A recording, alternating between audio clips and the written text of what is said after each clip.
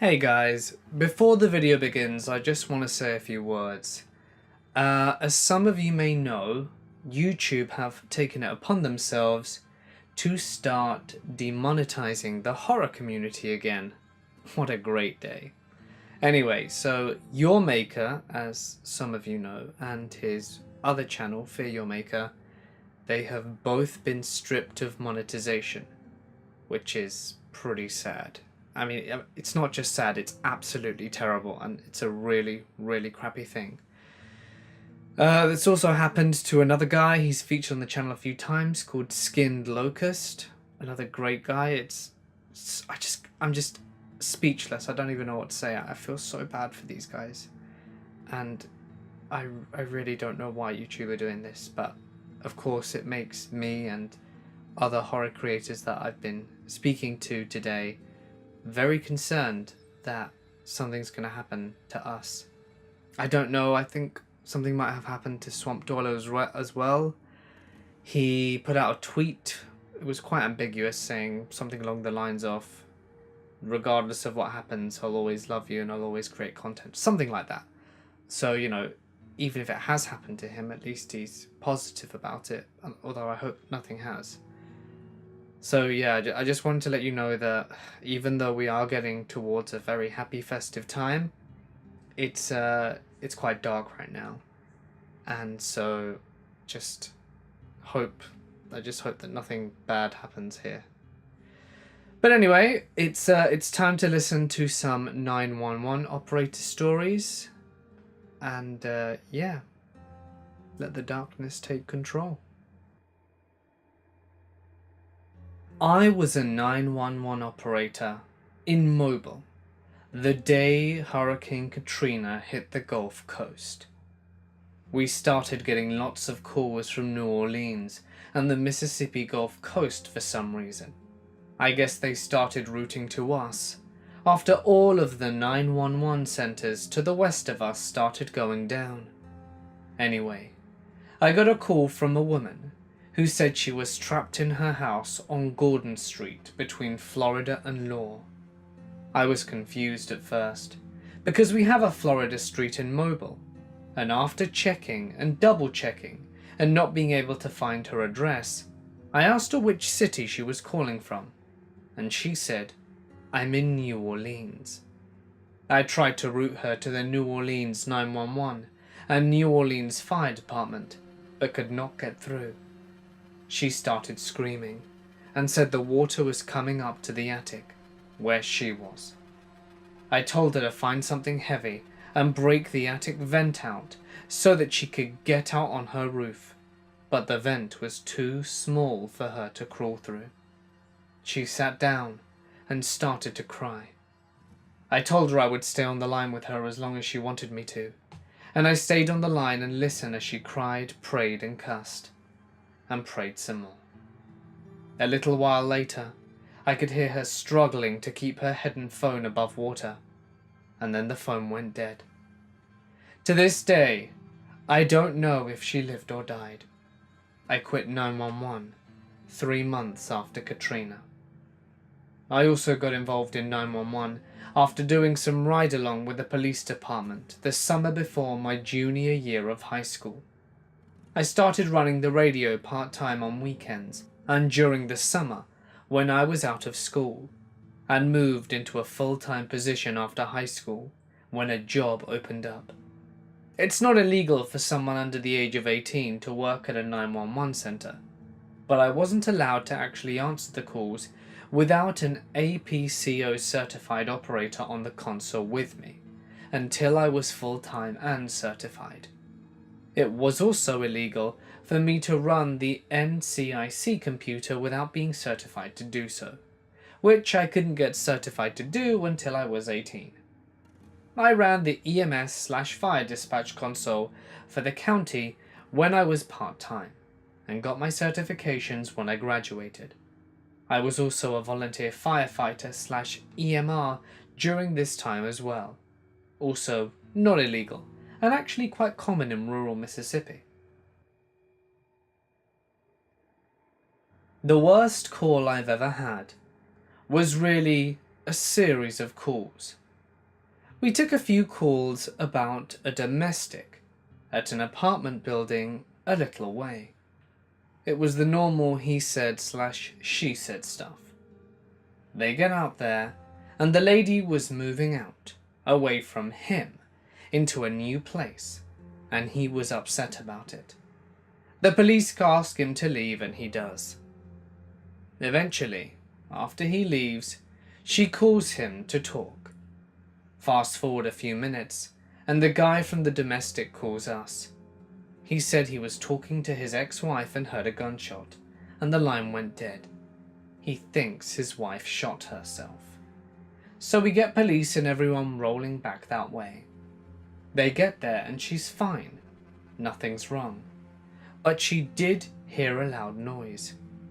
As soon as they relay that to us, I get the call. 2 townhouses down, while all of that was going on, a mum walked into a bathroom to find her son just after he shot himself in the head. She is inconsolable, but I do my best. The police response is quick because they're already there, but I'll never forget her screams or her husband's tears. It wasn't even related to the first call. The medics went in once the scene was secured, and deemed it injuries incompatible with life. Who knows what the mother saw, but it sticks with me to this day.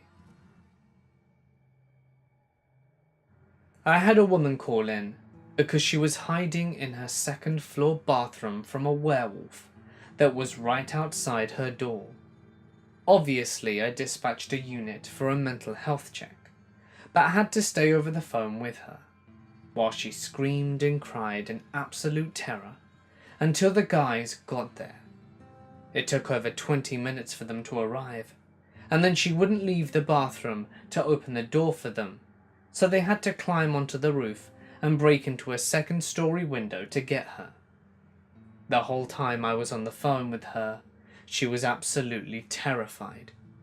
At one point, about 10 minutes into the call, I gained her trust and calmed her down.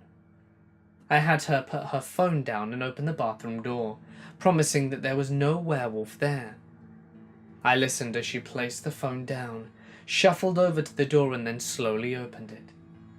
The scream she let out was one of the most horrible I've ever heard.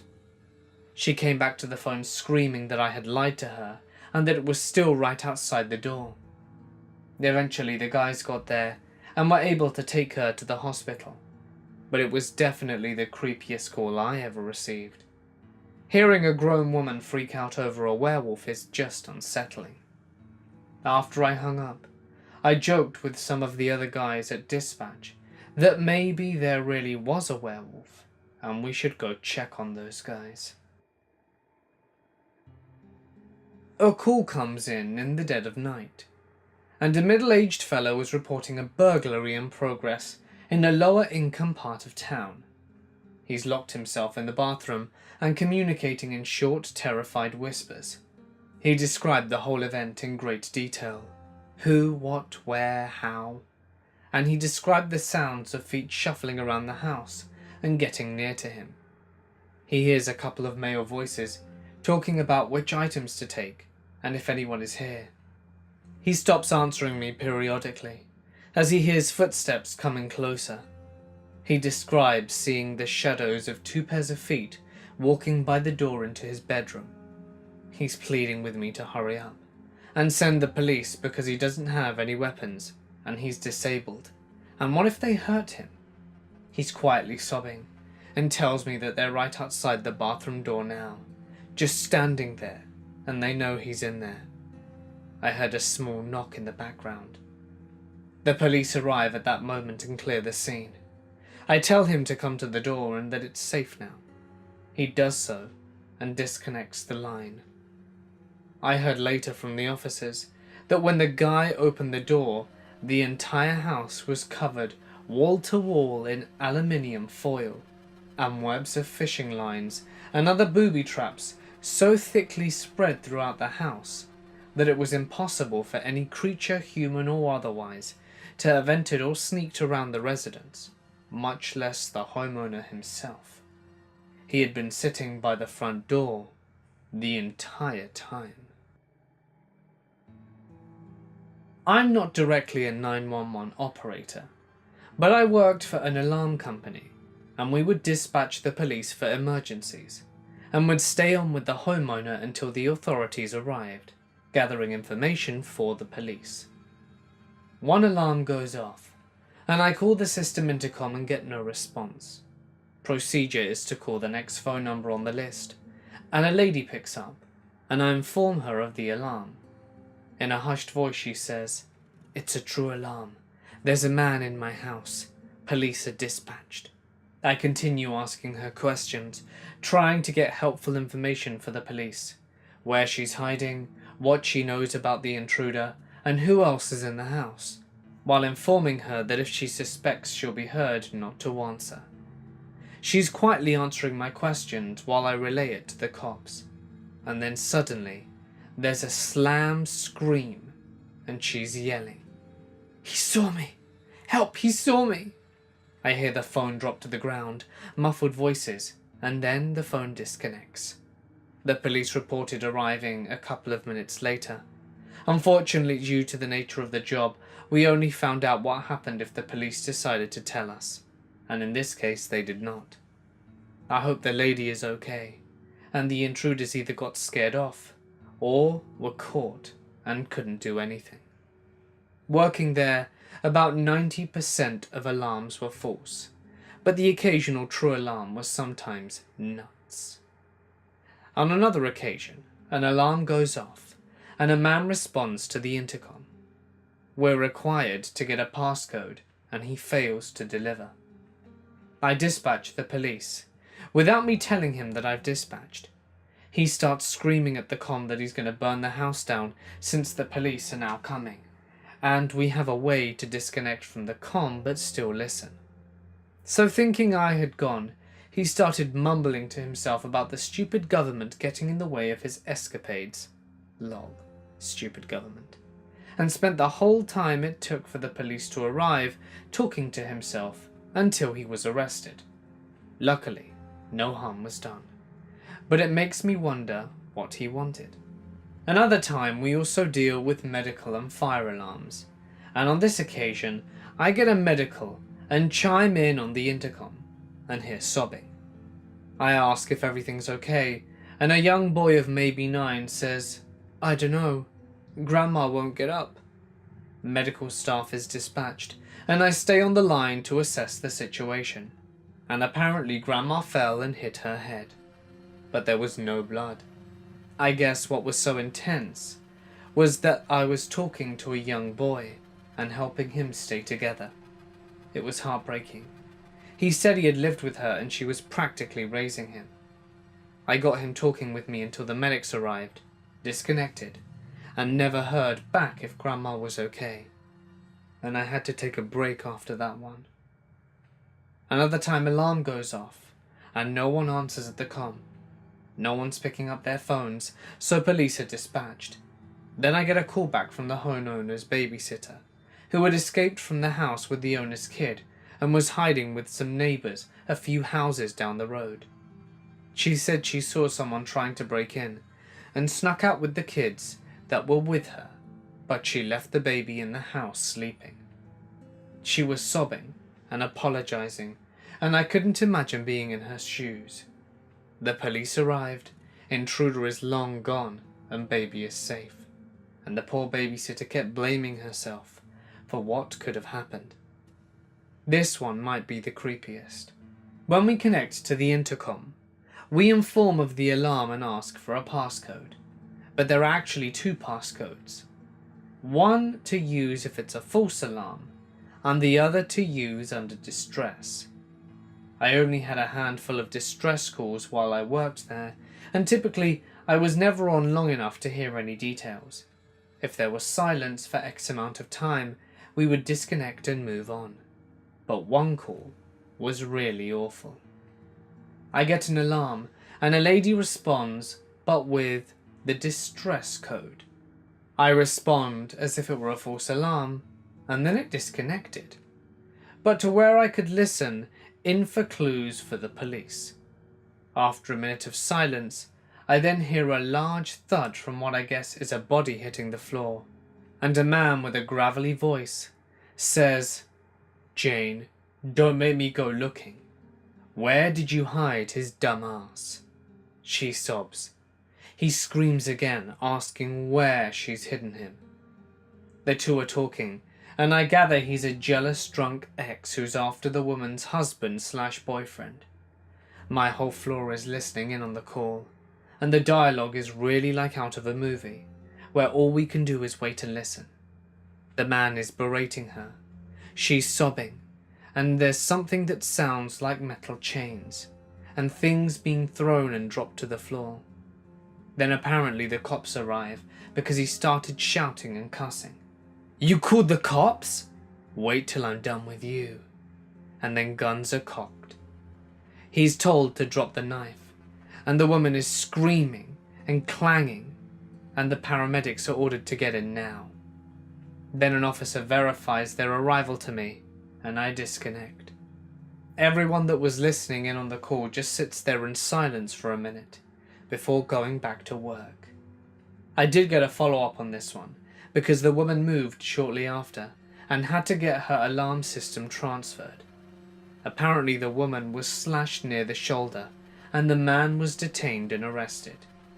The kicker was she was in good spirits during the follow-up, and chuckled out, "Don't date crazy," as if something horrifying didn't just happen. I came into work a few weeks after one of our officers was shot 7 times, and he lived somehow. The whole night everyone was trying not to fall apart. He was in critical condition and very unstable. A few hours into the night, I get a call of shots fired. The caller can see police lights and a pair of combat boots lying next to the patrol car. I think my heart stopped for a second. I don't know what happened, other than nobody was found injured. This one was from a few weeks ago. A child called and said she had a noose around her neck and was standing on a chair, and then hung up. She was 14. I called her back 4 times before she answered and agreed to take the noose off. Those few minutes were agonizing. Also a few weeks ago, a male called in and just sounded very off. We heard enough that eventually you know right away something isn't right. He gave me his address, but wouldn't answer any questions and kept maniacally laughing. I kept hearing this thudding and clicking noise in the background, and I eventually asked him what the noise was. He'd been stabbing himself over and over with a kitchen knife. I was on the line for 96 minutes, because it turned into a standoff. I was convinced I would hear him suicide by cop. Turns out the clicking noise that I was hearing was him repeatedly shooting himself in the head with a BB or pellet gun. He hung up on me, and all I know is they transported him to the hospital. I work for Philip's Lifeline overnight, and a couple of calls stand out. A 96-year-old male calls in to report he failed to kill himself. He's gasping for air, and he lets me know he's already shot himself in the chest twice. His request was for the police to come and finish the job he couldn't. I had to stay on the line with him until the police arrived and confirmed the injuries. He never called again. An elderly female calls in because she's fallen and can't get up. I send out help and stay on the line with her until she arrives.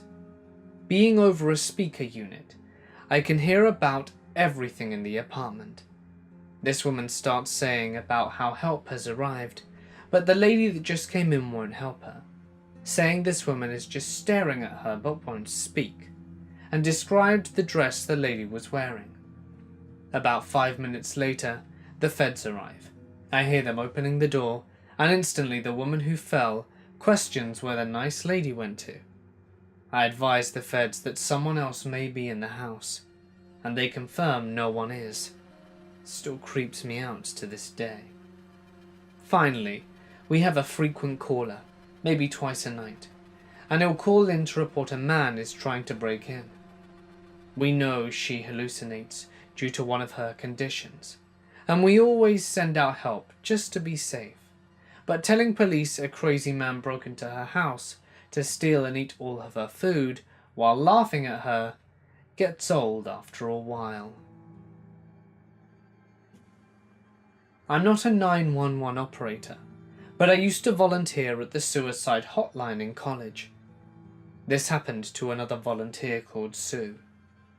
There are lots of regulars who call just to have someone to talk to. One of the regulars is called Tom. He called in one evening when another girl was working. He had serious schizophrenia and would often go off his meds, and this was one of those times. Tom called and informed Sue that he had stabbed himself in the stomach, and he was waiting in the kitchen for his family to come home and kill them. She assumed he was off his meds and was imagining this, but regardless she followed protocol and alerted the police. They went to his house, and he had been telling the truth. He had stabbed himself with a kitchen knife, and was in fact sitting in the kitchen bleeding out, while waiting for his family to get back home. He was having paranoid delusions, which he had frequently, that his family was the Illuminati, and was slowly trying to kill him. Thank God this girl followed protocol, or he very likely would have died, and his family may have been hurt too.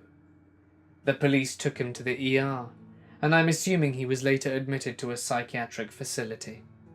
I have no idea what happened to him after that. I've been a 911 police dispatcher for 3 years now. I work for a major metropolitan area, with gangs, frequent killings, a lot, and I mean a lot, of fatal and non-fatal heroin overdoses. Just recently, we gave a female 36 milligrams of Narcan. It's ridiculous, I know. And a little off topic, but I just wanted to share one call that's been sticking with me for a while. A few summers back, a 10-year-old kid was in his living room, and some idiot shot a high-caliber rifle at their house and shot him in the back. I listened to him in the background on the call saying, "Grammy, I don't want to die," over and over again. The kid didn't make it.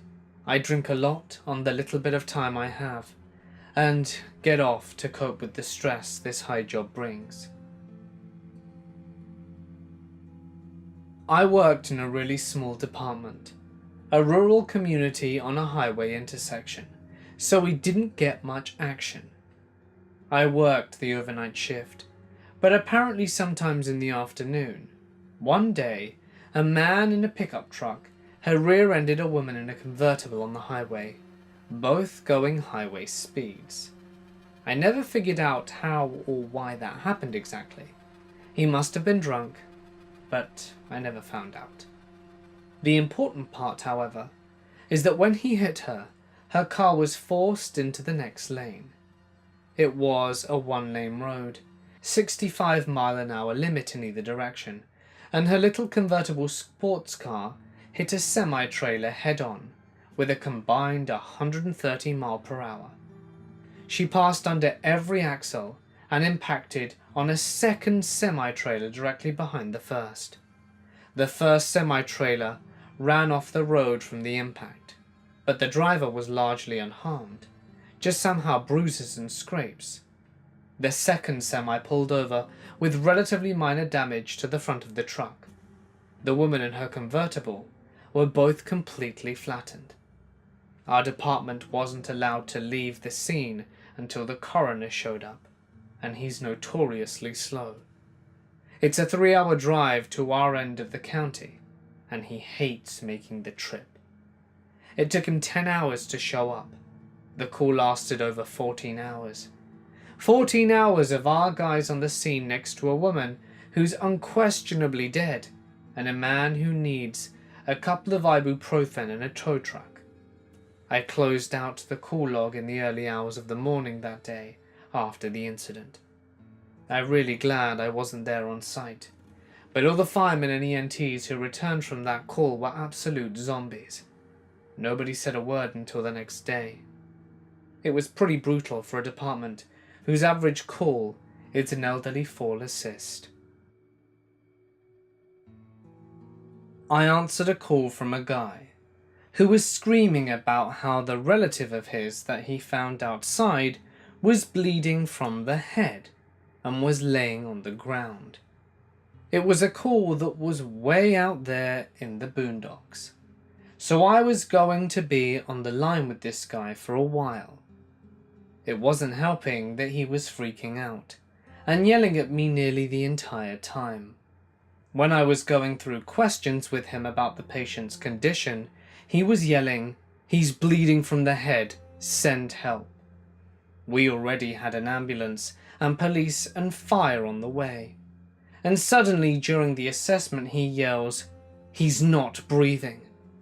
At that point, I do my best to calm him down and guide him through CPR instructions. He did a very good job, and the patient started breathing again after about 300 compressions. Once that happened, I immediately went to the control bleeding protocol and asked him to get a dry clean towel or cloth and apply it to the wound on his head. The guy would not do it.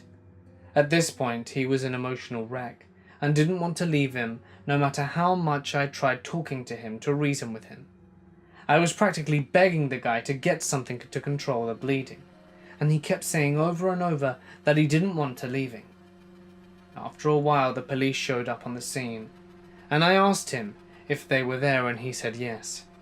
Just before I was about to hang up and let them talk to him, I heard a police officer say, "Sir, I need you to step away from that gun on the ground."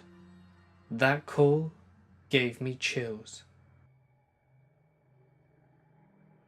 I am not a 911 operator.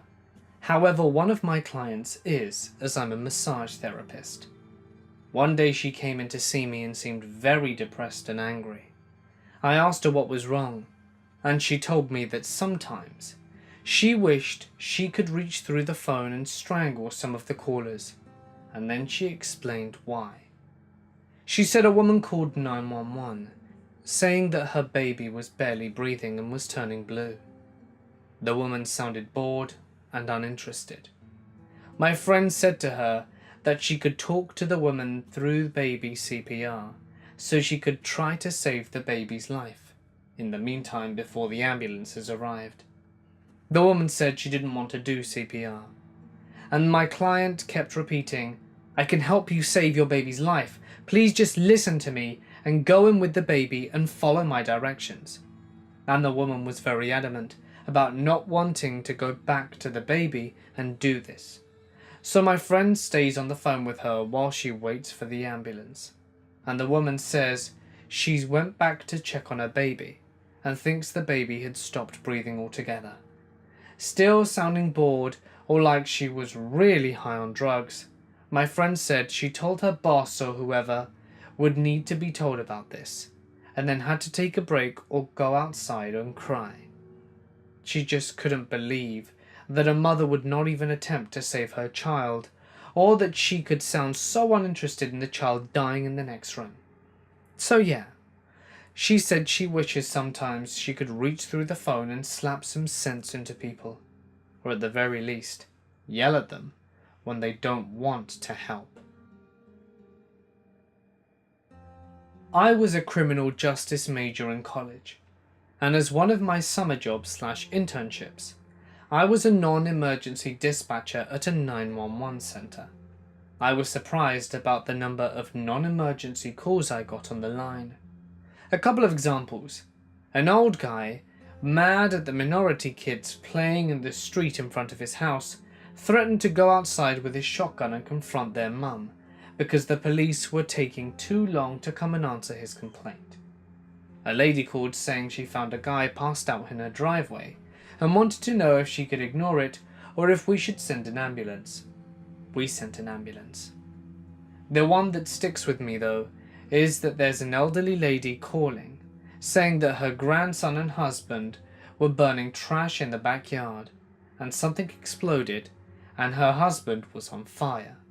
Her grandson was 8 or 9 and couldn't do anything about it, and when the fire department got there, They said his skin was like melted plastic, and as soon as they tried to get him off the backboard, it came off, exposing all his organs. He died en route to hospital, and the grandson saw everything. My mum was a 911 dispatcher in the early 90s, when I was 5 years old in Washington State. When I got older, I remember asking her about some of the calls that she would still recall. One in particular is pretty bad. She was working one year on Halloween night at around 10 or 11. She had a call come in that a couple of guys were driving around town with a dummy or something dragging behind their truck. The dummy was falling apart, and pieces of clothing and plastic were being torn off and scattered around the city. Being Halloween, it seemed like a prank, but she had a patrol car try to find and stop the truck. As time goes by, more and more people started to call in about it, and eventually the patrol car caught up with the truck, and it turns out that it was a person. The guys had gone to the store earlier, and when they left, they had backed their truck into an elderly man, whose clothes got caught in the rear bumper or whatnot. The two guys never even knew that they were dragging around another human being across town for miles. The elderly man had passed away, and those pieces of clothing scattered around town were his clothing, flesh, and body parts. Still gives me chills. The most disturbing one for me was when I had a call from an elderly woman who had a stroke. She had attempted to call 911 before, but had dropped her phone and it had shattered. So she spent 2 hours crawling to the bedroom to reach her landline to call 911 again. I answered the phone and basically kept her calm and reassured her while getting the ambulance and officers on the way. Her door was locked, so I had to send an officer to her husband's place of employment to get him started to the house and unlock it for the emergency services.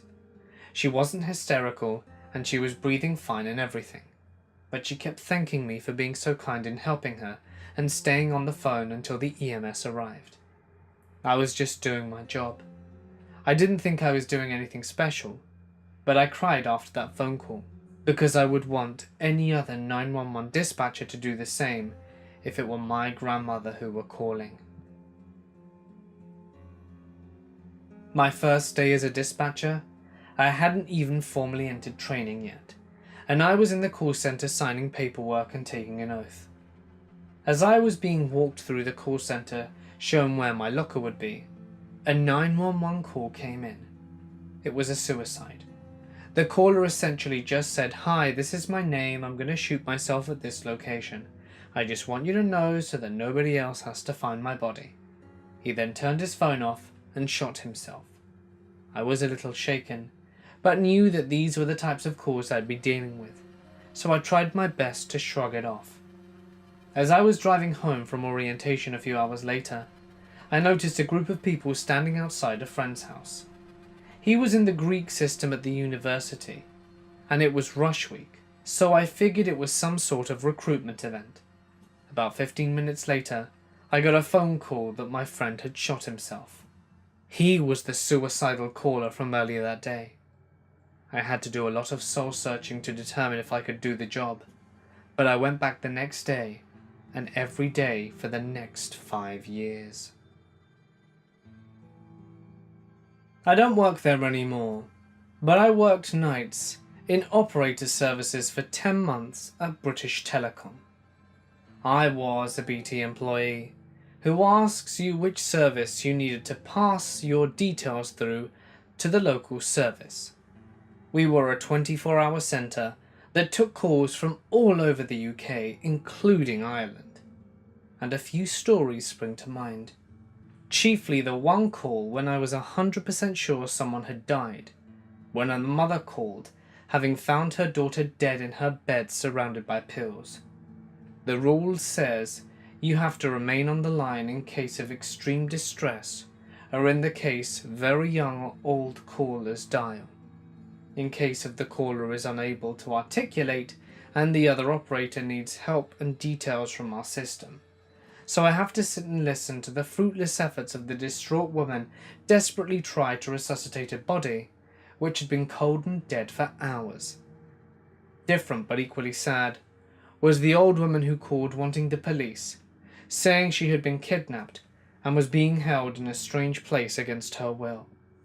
The number came back to a nursing home, and a nurse soon came to the line apologizing, saying she has dementia and keeps forgetting that she's moved out of her house years ago.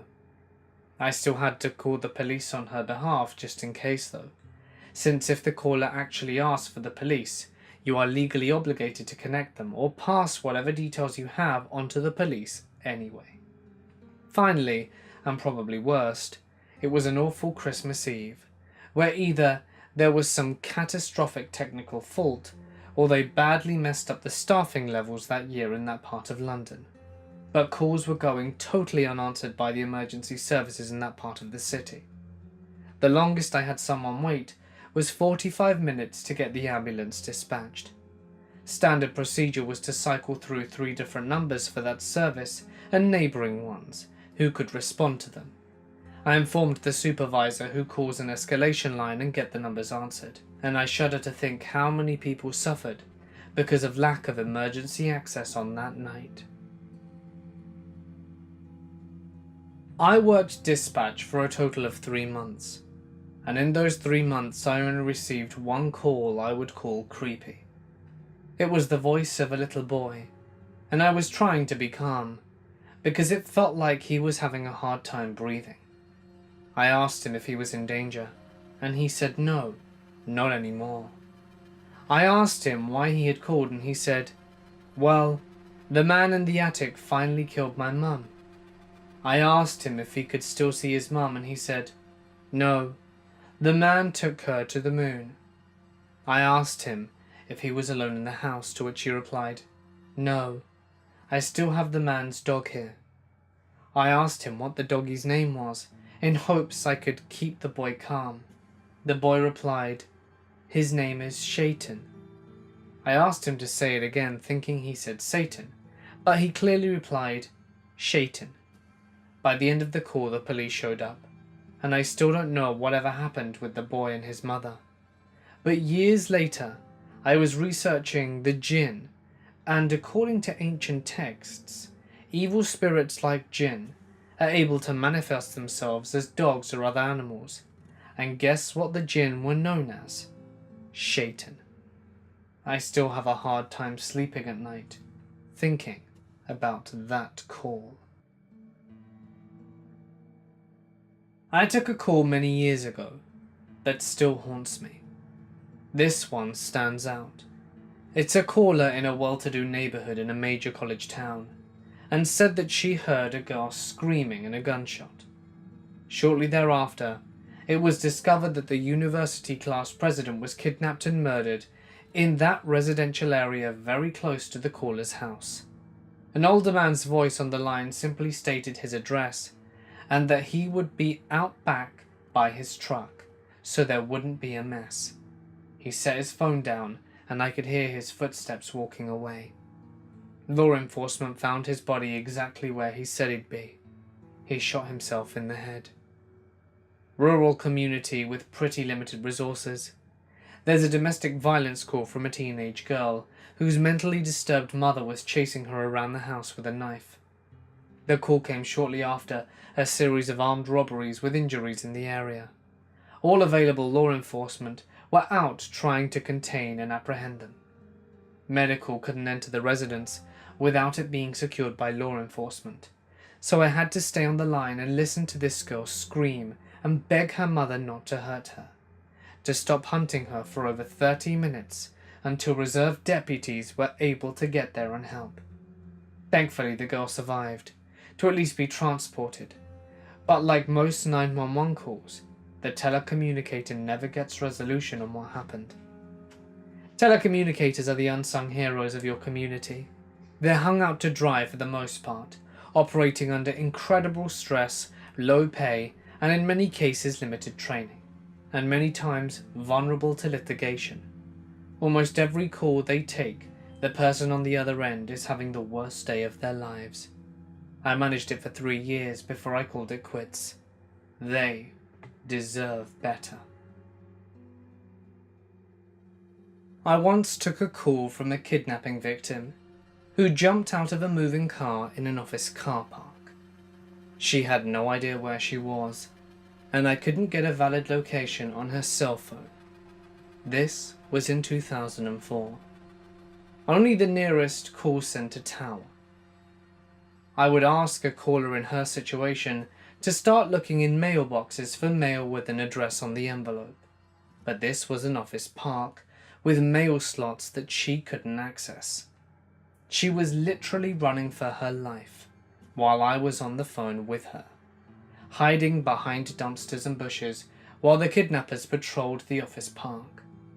The terror in her voice was gut-wrenching. She had already been beaten, and she was afraid that if they found her, they would kill her. After about 5 minutes of this terrifying call, she was finally able to find a business sign on one of the windows in the complex. I frantically searched for the business address, and the radio dispatcher aired the location, to which at least a dozen officers responded. They found the suspect vehicle pretty quickly, and a short foot chase ensued. Canine officers ended that in no time. The first officer to reach the caller ordered a victim advocate because of the condition she was in. I had to take a few minutes off after that call. Hey guys, it's Mort here, and thank you so much for listening. I hope you all enjoyed the video. Sorry for the bleak message at the start. The truth is, with everything that's going on right now, I'm just really scared, and it doesn't make me feel all that good. And I'm just worried that something might happen to my channel as well. But let's try and keep doom and gloom aside. I hope I'm a bit more preppy in tomorrow's video. I hope you enjoyed today's one. If you did, please drop a like and leave a comment. That would really mean a lot to me. And subscribe and press the little bell icon, because I do post new videos every night. If you've got a story that you wish to share, feel free to drop it to my Reddit or send it to my email. Either are fine, and they are always very much appreciated. Just be sure to add punctuation, paragraphing, and lots of detail, as it really helps. But anyway, for now guys, I'm going to sign off. Stay awesome, and I'll see you in the next one.